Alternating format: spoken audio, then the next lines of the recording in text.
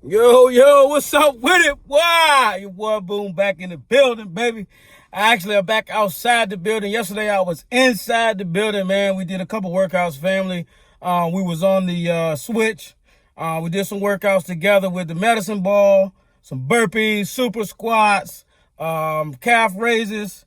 With the medicine ball, like we worked a little bit yesterday inside, of course. You know what I mean? Because rain wouldn't let me live, baby. But I got it in the day this morning. We got up, woke my kids up, man. And we got on that track and, we went out there. We did a mile, me and my son. We walked and jogged. We got a mile in, and that thing, I'm gonna tell you right now, man, I cut another minute off my mile, baby. Hey, when we ain't focused on the time, we focus on the grind, man. It just makes me feel better to know that things are working and continue to push it. You can be discouraged by many things, looking at the scale and it doesn't change the way you want to, which your boy is doing. Or you can go out here and continue to settle and be content with the same times that you're getting on the track. You know what I mean? So, hey, we got that done. And me and my son finished with 4 sprints. So, you know what I'm saying? My dog is with me, man. We push, man. And, somebody tell, hold on. Hold on. Yeah. All right. So, excuse me, man. But anyway. All right. So that's what we did. We got it in on the track today. I got my mile in, cut my time down. We got some sprints in. We probably hit the medicine ball again today. More lunges, more squats, more leg work, more push-ups. We also been doing push-ups. Me and my boy E been doing 200 push-ups a day. And then we've been doing our sit-ups and crunches. So we doing the best we can. What we got, baby, we giving it all. Good sweat today, man. I'm feeling all right. It's not too bad outside. Yeah. So yesterday I didn't give you much. It didn't even process a post yesterday, but when I get back in the crib, I'm gonna see if I can't push that. This is day 11. Day 11, yeah. Yesterday was day 10. Today is day 11.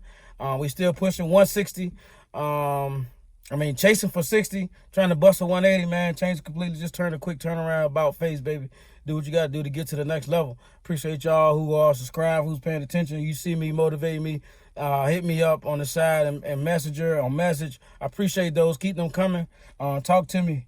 I definitely need mentors. I definitely need people to push me to be better because I'm trying to do the same for you. Sun popping out a little bit. That's what it is. All right, so the last story, a piece of my story I gave you when I just stopped at Liberty, that was day 9. Day 10, I didn't talk about my story. But on day 11, let's talk about 2005 at Liberty. Oh, my God, man. I walk on this campus, and this campus is full of white people, which is, I don't have a problem with, Caucasians, white, whichever is the preferred term. But that wasn't my atmosphere, my surrounding.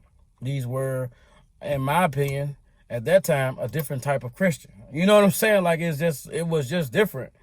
So, we had the Thursday night, prayer groups. I forget the name of everything. And then you had Wednesday convocation at Liberty University. Beautiful campus, man. It's way better now than it was then, but it was still beautiful then.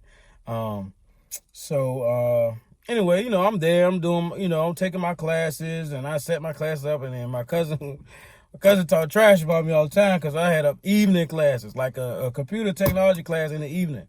Back to back days, like, bro, what was you thinking about? Man, that junk was crazy. So I took Tech 1 and Tech 2 or something back to back. Knocked that out on one semester. I don't know. Somebody just put me in that junk. But that's in the evening, so like half of the time I didn't even want to go to that class. I had 8 o'clock classes for everything else. But this stupid class was at 5 o'clock. And I can't type. Anyway, I still can't. But we're moving on anyway, man. That y'all crazy. All right, so I'm at this school, man. Facebook just pop out. You know what I'm saying? So I'd added 5,000 friends from FAMU, Norfolk State, Howard, like every school that I could think of with, girls galore. Like, oh, that's all them. Hey, beautiful. You know, like, man, I was tearing Facebook up. So, this is an adventure, man. I'm in college.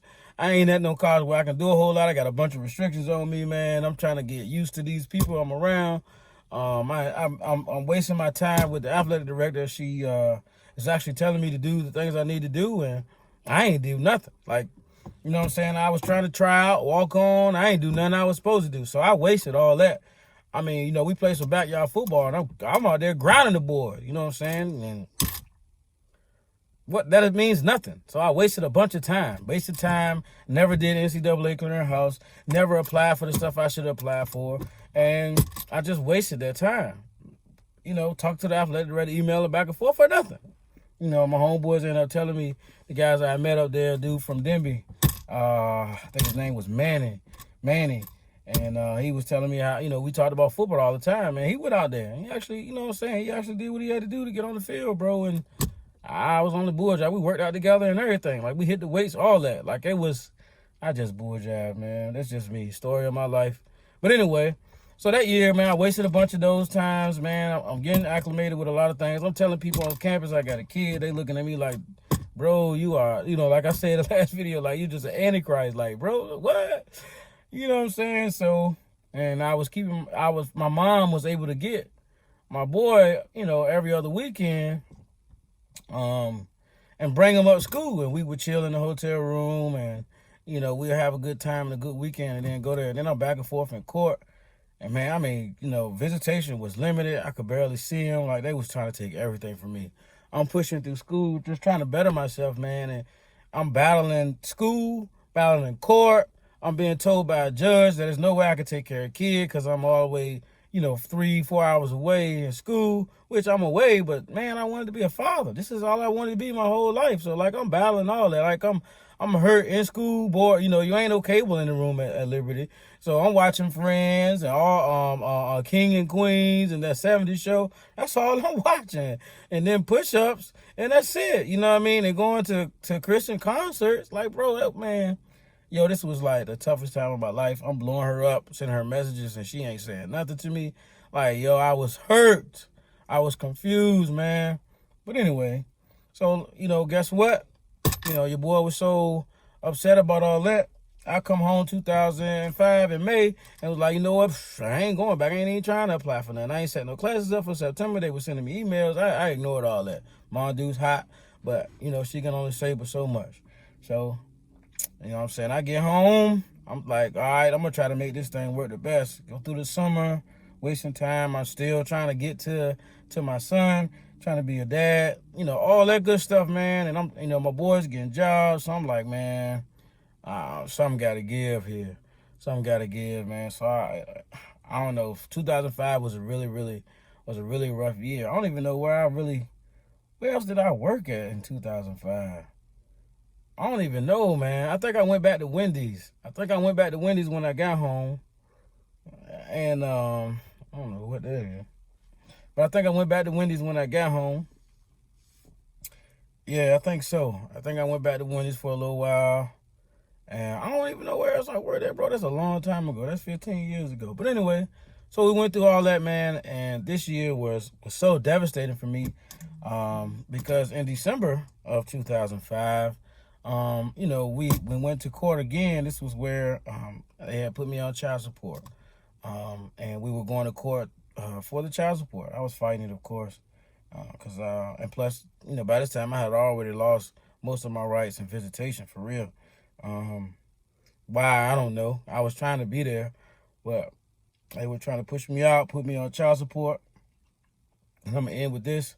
And in 2005, man, I went to court. In December of 2005, I went to court, and I walked in the courtroom. And our names were called, and the lady that we had been mediating with all year came to me. She said, well, matter of fact, let me give you the drop on it before we talk about what the lady said. So we were sitting all in the room, all together, just chilling. And the lady asked, well, is this your son? When we're signing papers for child support.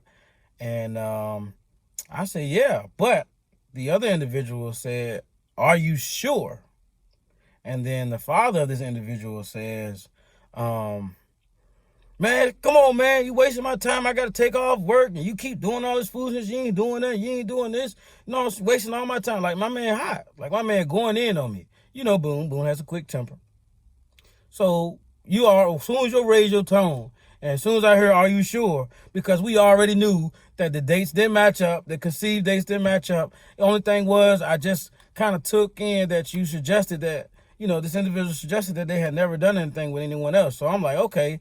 All right, she didn't, don't make sense to me, but then I want to be a father, so I overlooked a lot of it, you know what I mean? But I kind of knew that the dates would match up. So anyway, and I knew what I did on my end, but whatever. So then I'm hot. So I responded to my man like, I'm hot right now. Like, what?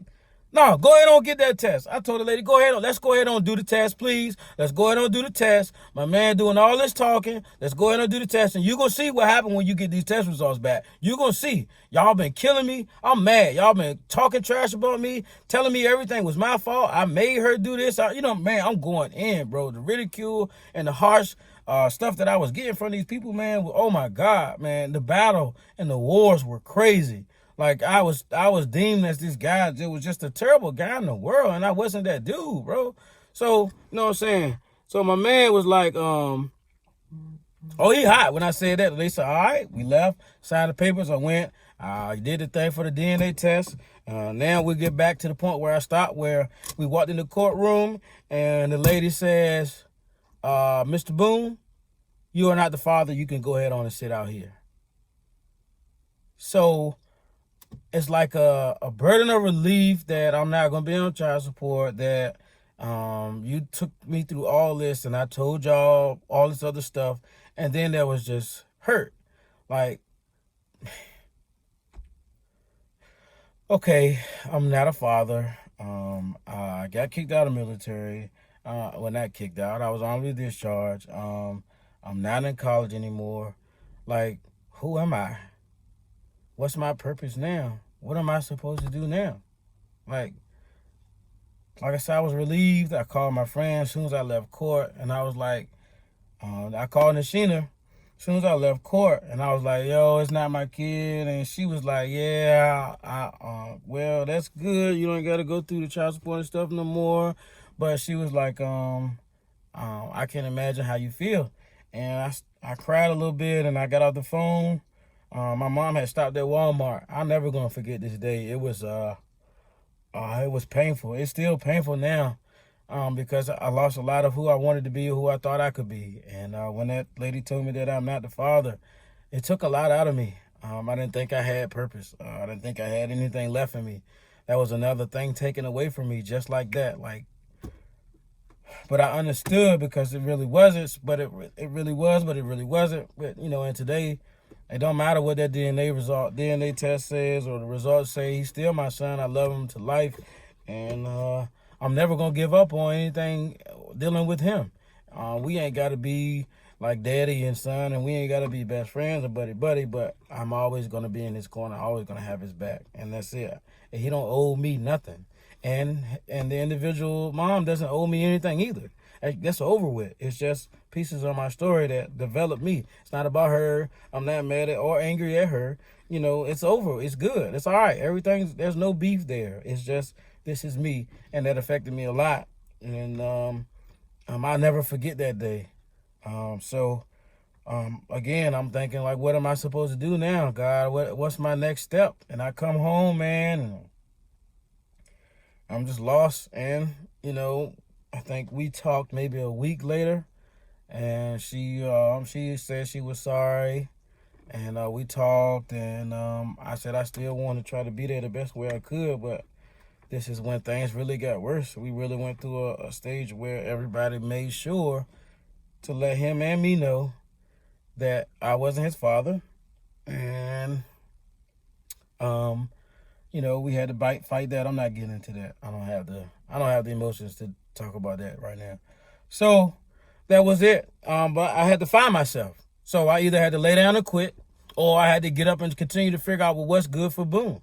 So we're going to lead a story from there. So that's the piece of my story today. I found out in the year of 2005 is where we at, after the semester at Liberty, where I found out that I wasn't going back to Liberty. I had already done that. I was already out of the military. And this was the third rejection or failure or fear or whatever you want to put it in the category of. You are not the father.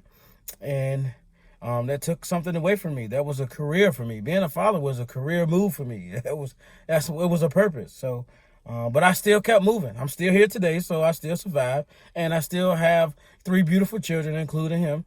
And I'm very excited about all of them. But just because something is taken away from you, or you feel like that was where you were supposed to be, or you felt like that's how it should have worked out, again, to say it over and over again, fear, failure, and rejection does not mean it's over. Just because the DNA test results say that he was not mine does not mean that I had to stop being the father that he needed me to be. Does not mean I had to stop being the role model that he needed me to be. Does not mean I needed to stop having his back, because that it wasn't his fault. It wasn't his decision.